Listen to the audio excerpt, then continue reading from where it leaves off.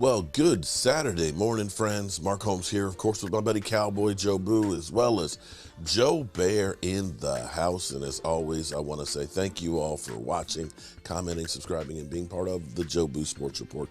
Without you guys, as well as you ladies, you know that this literally does not work. So let's get open for business here, and let's wake up those football gods here on the Saturday morning post preseason. That's it, y'all.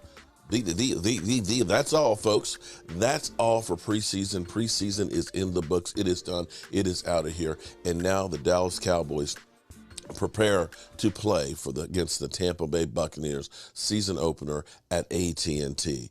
And last night, the Dallas Cowboys, surprisingly, with the Cowboys not planning on playing their starters, the Seattle Seahawks were a 7-point favorite where they came out with their starters and looked like starters against second-teamers. But the Cowboys fought back and ended up winning on 5 takeaways. Let me say that again, 5 takeaways. So for those people out there that are saying that the Dallas Cowboys, after leading the NFL in takeaways, have no chance in the world, that they will drop off the face of the earth. If you are keeping track, the Dallas Cowboys in 3 games had 8 takeaways with their backups. We did see some good things last night. We did, of course, have Kevin Joseph end up being in concussion protocol with a concussion or head trauma. We did see Alacon go down with an ankle injury on a thin offensive line, as well as a couple other minor injuries and things. We'll see how they all go. The most important thing right now is actually, what are the Dallas Cowboys going to do at tackle? I want to go ahead and go to the Mike McCarthy press conference from post-game last night, because that'll give us a lot of insight. But the plan seems to be, we are going to be having Tyler Smith, that the Tyler Smith era at tackle is going to start now. He is still doing a little bit of rehabbing on the ankles. And as Mike McCarthy said, we got a lot of work to do in the next 48 hours as far as decisions on how we line up on this offensive line. We'll get that done in the next couple of days. So the staff wants to have this group in line for Monday's practice. The thing that still mystifies me is, if your plan is that Tyler Smith is going to be your tackle, why you end up playing Connor Williams at center. Mystery may never be solved. But let's listen to Mike McCarthy at the press conference post-game last night, and then we'll discuss it. Priority for everyone in the game of football, and to have, the takeaways and to protect the football. I thought we did a great job, but it's always refreshing when you emphasize and you see the hard work that these men put into the team fundamental drills and so forth. And I thought our guys did an excellent job taking the ball away tonight. Matt Kingle, Fort Worth Star-Telegram. Did you get anything out of Mike tonight to give you a clearer picture of what your left tackle situation might look like in week 1? I think, just the biggest thing, as far as we move forward, we got a lot of work to do next 48 hours. And, as far as the decisions on how we'll line up offensive line, we'll get that, we'll get that done in the next couple of days.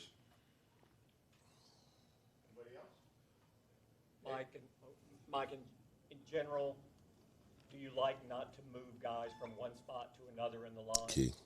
I mean, a guy from, again, like say a Zach Martin over there. I'm just throwing out names. I'm sure our conversations are very similar to yours. We looked at we're looking at all the different options. So, but at the end of the day, this is a long-term decision, and it'll be a big part of our decision. So your timetable is to get it this weekend, so Monday or Tuesday when you start. Yeah, definitely. I mean, you'd hope to practice Monday the way you're going to line up, but we got to see where Tyler Smith is, and he still has some work to do in the rehab area. Coach, the severity of Kelvin Joseph's concussion. I can't tell you the level of it, but it was obviously the concussion, so he was held out of the game. I haven't been in the training room yet, so I have no updates. Yeah. You want to see Will Greer on an extended run tonight. How did you feel he Yeah, responded? no, I thought Will did some really good things. I thought, he struggled early, missed some throws. I think once he settled in, made some plays, made some plays with his feet. It was just great to get him out there. He was having a really good camp. I thought he had some really good practices and, before the injury. So he definitely gave us a lot to look at and a lot to evaluate. I know Sam Williams had some penalties there, but other than that, how do you think he's looked so far in this camp? It looks like he might be pretty good for you guys. Yeah, definitely. I mean, Sam, I love the way he plays. His play style is it's definitely a fit for how we want to play. He obviously had the 2 penalties. We have to clean that up, and he knows that. But I think really the most important part of his game that I appreciated, just go watch the plays he makes after the penalty. So, I think that's all part of the emotional discipline that is something that young players have to learn and grow with. And I thought that was an important step for him, for any young player. So I really liked the way he responded after those penalties. You've had a pretty inexperienced receiving core. How have they worked their way through? And they had some good practices, not necessarily good games, but after tonight, where do you think he's going? I think the biggest thing is making clutch. You see a lot of clutch catches out there. So, but yeah, this receiver core not only is pure receiving, but you look at the work they've done in special teams too. So, we got some really difficult decisions here, over the next few days. You're talking about Tyler Smith too. Is his ankle such he may still miss some more time, and that's going to factor into what your decision is? Yeah, we're not there yet. I know he had good work today in his rehab, so I think they're going to start getting some field work tomorrow is the goal. So we'll know more by the end of the weekend. How do you feel about your kicking situation? Do you feel good with Brett, or might you look at options? Should they come? I feel good with Brett. I tell you, I was so impressed because we worked him out last year, so you had a chance to see him go through a workout, and I thought clearly, this year he's striking the ball with so much more consistency. His lift, his numbers have been outstanding, frankly, through all the practice and so forth. We've given him 2 shots at 61, and that was just more for to give him those opportunities. But you look at his kickoffs, he's been very consistent. Had a lot of young guys contribute for you here, but Ferguson and Hendershot. You talked about Ferguson last week, but Hendershot as well. Those 2. Yeah, I love the way those guys play. You talk about 2 rookies that come in, just have done an excellent job. You could see it early, just the way they picked it up. The practice tempo, the discipline, the extra hours, just all the little things, and I think it definitely carries over the way they play. We only had 2 tight ends tonight, so and I thought those guys not only carried the load, I thought they performed extremely well. Mm-hmm. Oh, I don't know if you guys have covered this, but Steven said that Tyler Smith was drafted to be the left tackle, and that may become sooner or later. How ready is he to go to left tackle? Well, I mean, it's we'll get through this rehab we were talking about earlier before you got here.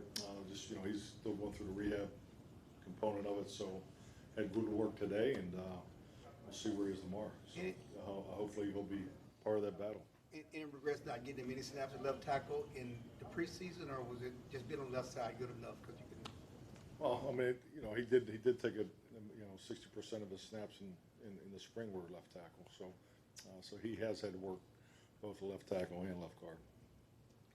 Connor McGovern, center tonight, couple series. What did you see there? Yeah, really. I mean, that's just was checking the boxes.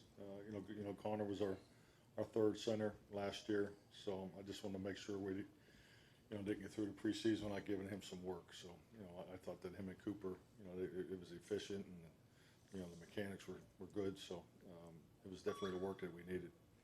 You've talked about how strong the defense has been, throughout the preseason, throughout camp. I mean, people talk about your identity. I mean, 5 turnovers again tonight. You had so many turnovers last year. Is that part of who you are, your team, is this turnover defense? I mean, it's part of who I've always been as a head coach. I mean, I think the numbers, reflect that. But this group here, just the way they work at it, the team fundamentals.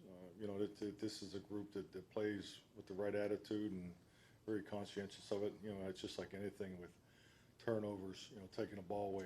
You got to get the footwork and you got to get in position. And and it's got to be constant. And I think our defensive guys and our coverage units do a tremendous job of that. The defense has come a long ways. Difficult decisions. That third running back decision, pretty difficult as well, based off of what you've seen in this camp. Yeah, definitely. I mean, Rico, he couldn't go tonight. So, I mean, I love what the two young guys did. I thought they ran hard. I think we had, 36 rushes. So, they carried a heavy load for us tonight. That was the run game was an emphasis for you this offseason. You've talked about it. Have you seen the progress and establishing what it's going to be this year up to this point? Truly, I have, yes. I think, if you look at our padded work, I don't know if we could have emphasized it anymore. I don't know if we could have practiced it as much as we have. So it's something that I think this is part of the times we're in, with the limited padded practices, and I feel good about the work that we were able to get done in the run game. And when you talk about incorporating a new left tackle, the run game, does that help transition a guy and kind of get him up to speed in the passing game if you're running a little bit more and just a little balanced? Or? Yeah, definitely. I mean, we understand that, and that's all part of it. But the real games begin. I mean, we got Tampa Bay coming in here in 2 weeks, and and we got to do whatever it takes. Run, pass, taking care of the ball, taking it away. Big play opportunities. All the things that come into winning football. So it's time to put it all together. Training camp has gone fast. I don't know if the traveling, being on the road there for 2 weeks made it go quicker. But I can't. I felt like I just left for Oxnard, and now we're back and we're getting ready to go. So, but we're ready. It's been a very, very productive training camp. With that additional week before the How many questions this guy get? I mean, this is it. Who's running this deal? it's late Friday. But Friday night. I got It's a okay. couple big days ahead of me. Work the blues. It's a sleep fast at night tonight. So. How will you approach this next week? I mean, in 2 weeks will be your normal run up to a game. So how do you structure this coming week? Well, I mean, the schedule's pretty much, you have to follow the CBA guidelines. So we're in a 10-hour workday. So we'll go Monday. We'll have like a Saturday type practice because they'll be coming off for 3 days off. Tuesday will be off. Work Wednesday, Thursday, and then they're off Friday, Saturday, Sunday. And then we'll work Monday, off Tuesday. So we're gonna get into a normal in-season rhythm starting on Monday. All righty. Thank you. Okay, so interesting things there. The plan is definitely to get Tyler Smith healthy and ready to go.